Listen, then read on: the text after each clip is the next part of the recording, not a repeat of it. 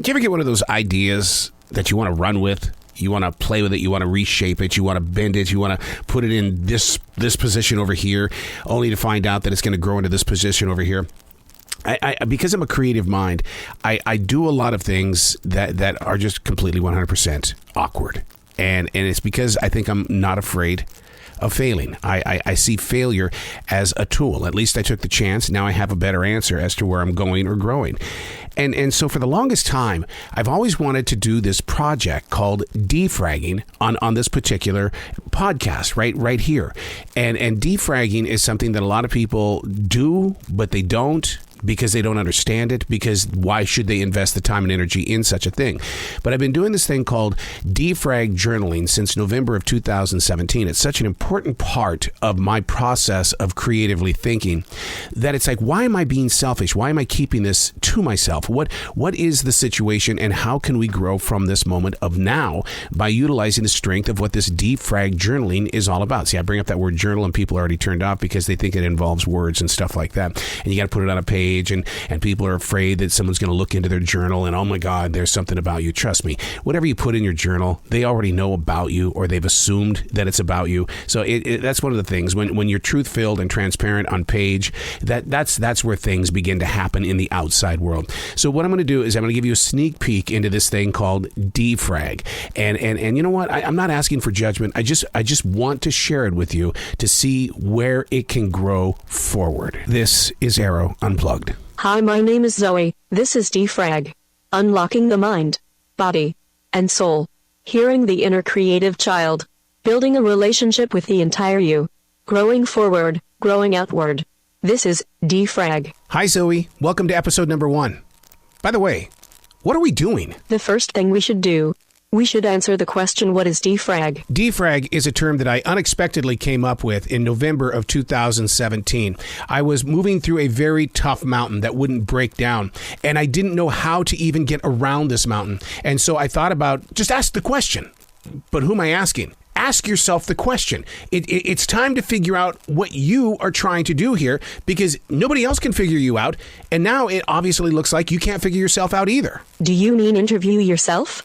How does a person interview themselves? Listen, wait. We do this all the time. Everybody does it in the car. They do it in the bathroom. They do it whenever they're by themselves. Everybody will sit there and question who it is, why it is, and how they became. And they put themselves in a place.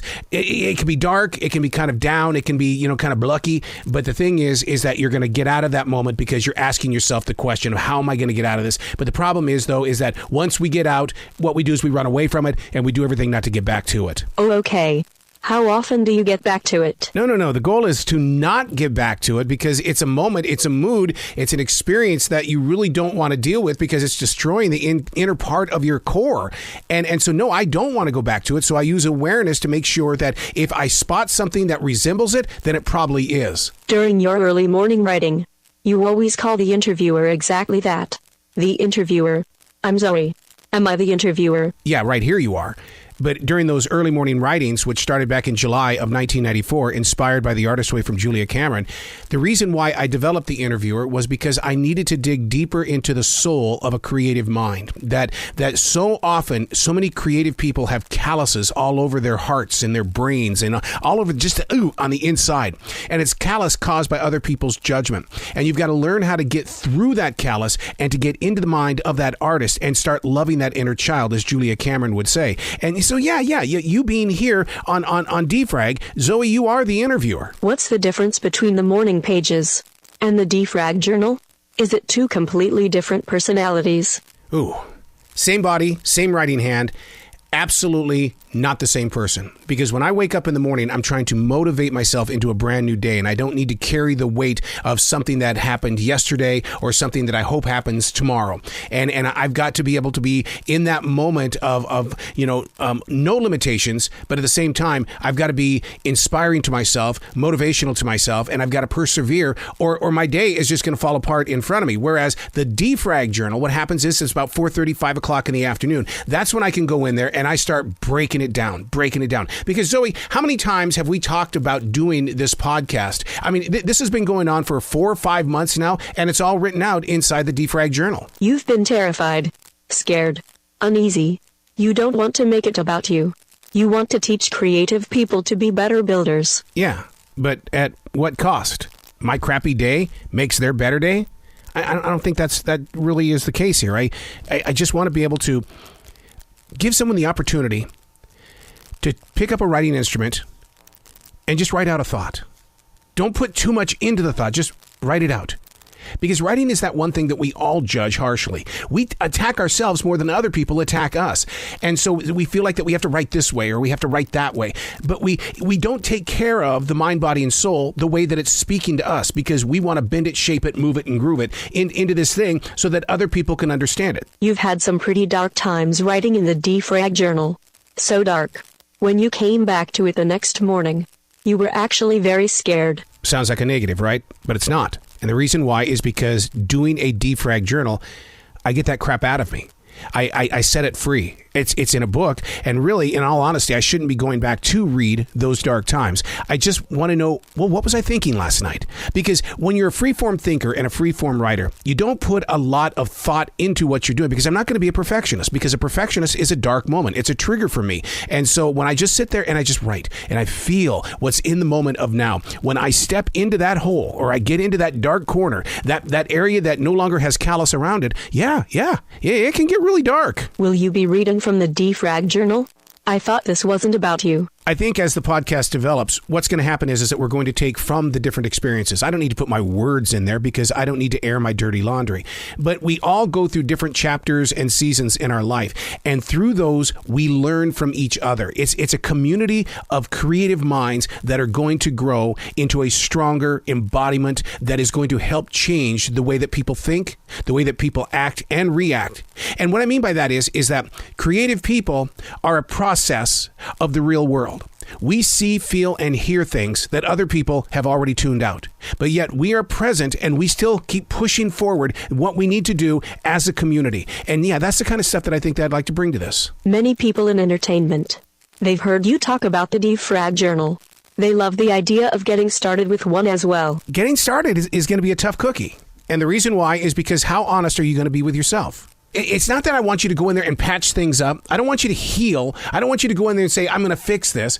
It's just listening. It's listening to the inner mind, body, and soul and then questioning it and offering, answers when you can, but allow that person on the inside that could be dark, could be sad. Let them fight back. Take what might look like it's peaceful and shake it up. Shake it up because you know what? I don't like a fake and I really don't like it when I'm being fake. And that's what defragging is all about. It's shaking up what you think is a peaceful moment. If I can't heal, why do I want to do this? Everybody wants to feel incredible. To get there requires what? Realism with yourself, liking yourself, loving yourself. That's not conceited. That's just saying, hey, look, we've been together since, my God, when my mother provided an egg and things began to jump. And now we're having a conversation after this many years. Where the hell have you been? How would you answer that question? Like a total smartass. It'd be like, what do you mean, where have I been? Where have you been? No, don't ask me where I've been because we're not going to do this. What we want to do is we want to figure out how to collaborate here. So if you're going to start it off by asking a question like, where have you been? That's a child asking their mom or their brother and sister, I would have been better if you would have been here for me. See, and that's where it all begins. The relationship and listening to each other, the inner core, the outer core. And you try to develop that conversation that says, we both have two different experiences.